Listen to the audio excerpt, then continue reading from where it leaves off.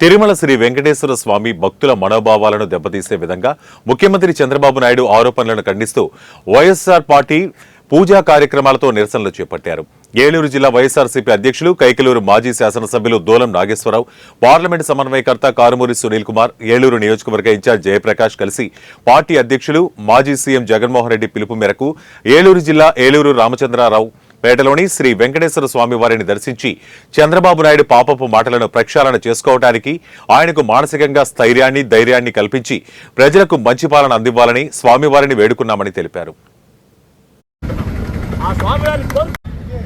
మేము ఒకటే కోరుకుంటున్నాం, ఆపద మొక్కులు వాడైనటువంటి అనాథరక్షణులైనటువంటి కలియుగ వెంకటేశ్వర స్వామిని మేమందరం కూడా ఒకటే కోరుకుంటున్నాం. ఏం కోరుకుంటున్నాం అంటే, చంద్రబాబు నాయుడు గారికి మానసికంగా స్థైర్యాన్ని, ధైర్యాన్ని ఇవ్వు స్వామి. ఆయన పాప ప్రక్షాళన చేసుకోవడానికి ఆయనకి ధైర్యాన్ని ఇవ్వండి. ఆ పాపం విముక్తి అయ్యేలాగా పాప ఆయనకి క్షమాభిష పెట్టండి స్వామి అని ఆ స్వామివారిని కూడా మేము కోరుకుంటున్నాం.